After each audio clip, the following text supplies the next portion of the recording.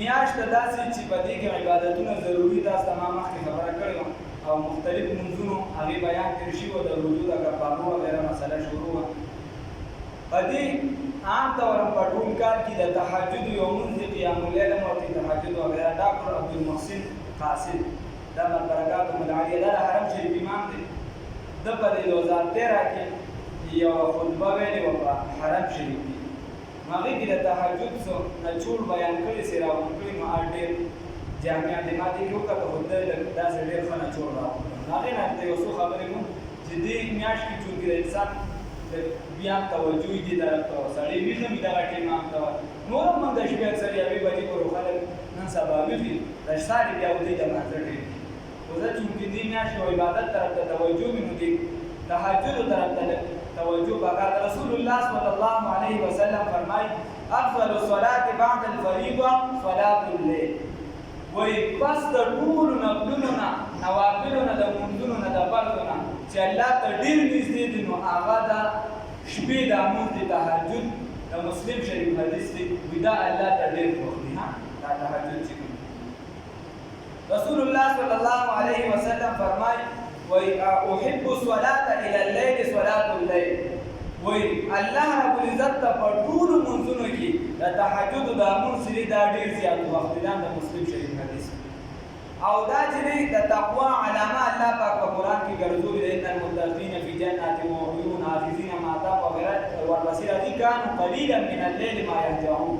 نو دا د تقوا نښه الله رب العزت ګرځولي ده او رسول الله صلی الله علیه وسلم چې د حدیث شریف کې دعا کړې ده رحم الله رجلا قام من الليل فصلى وی په هغه بنده باندې د الله رب العزت رحم وکړي چې کوم بنده چې د شپې دی عبادت ته مونځ ته ودرېږي هغه د الله رب العزت فضل او رحم او رسول الله صلی الله علیه وسلم به د شپې دومره عبادت کوو مور بیبي فرمایي چې تا به کله د شپې ولید بس رسول الله صلی الله علیه وسلم به عبادت کوو او قرآن کې الله رب العزت ورته فرمایي چې د شپې څه حصه یا نیمه چې ده ته زما ته ولاړه کوه نو علما دي چې نیمه یا څه کم حصه ده به رسول الله صلی الله علیه وسلم عبادت کوو او دون عبادت به کوم مور بیبي چې شپې مبارکې به وپړسي ریمار ته یو ورځ وي چې تا ته خو مخکې وروستو ګناهونه معاف کړي ته معصوم وي بیا ولې دونه کې رسول الله صلی الله علیه وسلم راته وفرمایل هغې راته وفرمایل چې آیا زه شکرګزار بنده جوړ نه شم چې الله رب العزت راته افلا احب ان اكون عبدا شکورا آیا زه چې شکرګزار بنده جوړ نه شم نو دا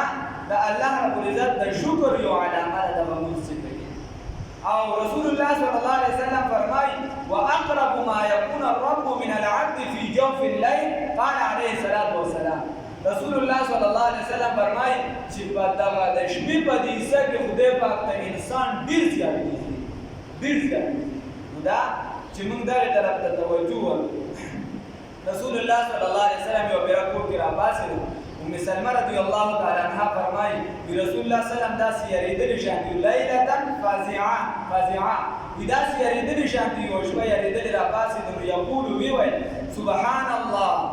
ماذا انزل الله من الخزائن وماذا انزل من الفتن ویسه د الله دي چې خزانې یې را نازلې کړي دي او څه دي چې الله رب العزت د فتنو نه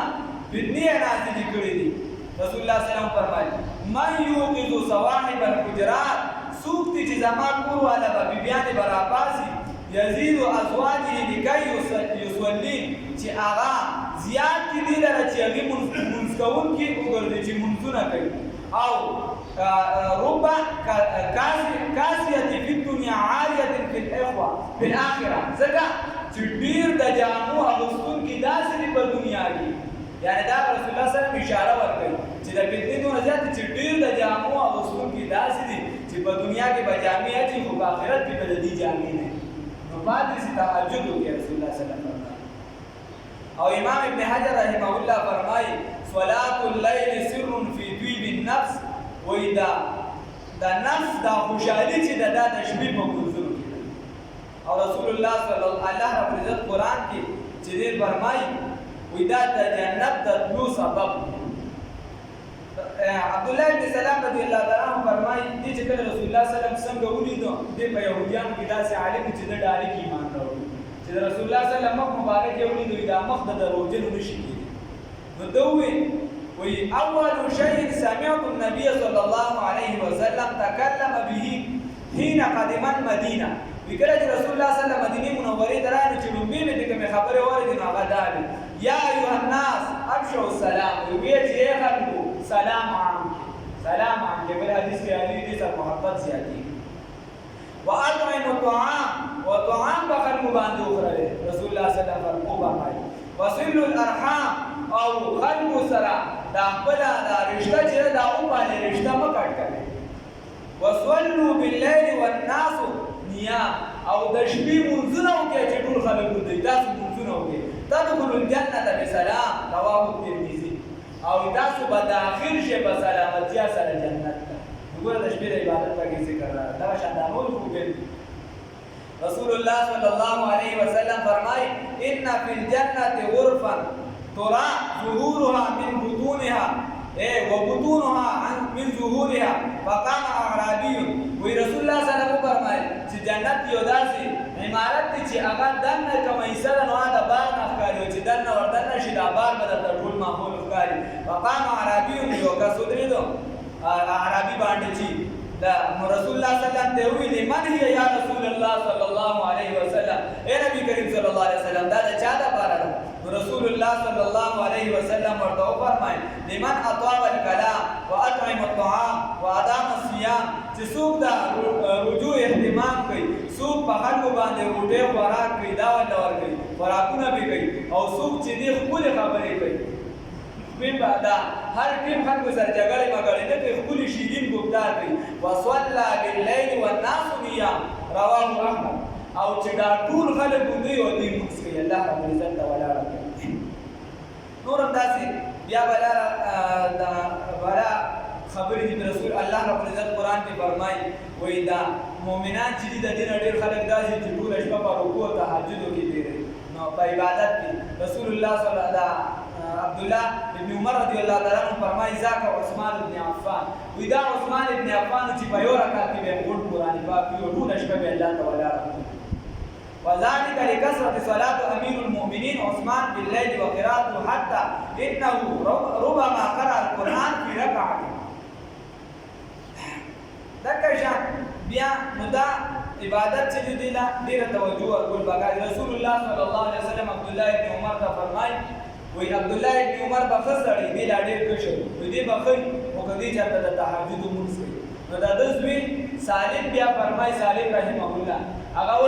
وی ما عبد الله ابن عمر سره چرته ونلید د شپې مگر نب شانته خو به کو ډیر بچی هغه بیا عبادت وکړي او یو بیرول رسول الله صلی الله علیه وسلم فرمای وی عبد الله ته داسونه ګرځي لکه د پلانکی بشان چې هغه تهجد کول او بیا یې پرې کول مطلب دا چې تهجد همیشه کوي کې ډیر زیات ثواب رسول الله صلی الله علیه وسلم فرمایي چې د یو کس د نیکۍ لپاره دا برابر ده نعم الرجل دا نیکۍ لپاره دا برابر ده چې بس د شپې مونږ کوي چې هغه د شپې مونږ کوي دا هغه لپاره ډیر ده بیا رسول الله صلی الله علیه وسلم فرمایي چې کوم کسان د الله قرآن ورکړي دي د شپې یا درجه تلاوت کوي د دغه قرآن نه یې او کدی لا تلاوت کوي نو دا قرآن ته دی دغه شان رسول الله صلی الله علیه وسلم فرمایي چې الله رب العزت چې دی دا غشبه کې را خپل شان لایقه مطابق را کوشي او رسول الله صلی الله علیه وسلم وایي چې الله فرمایي يدعوني فاستجب له من يسألني فأعطيه من يستغفرني فأغفر له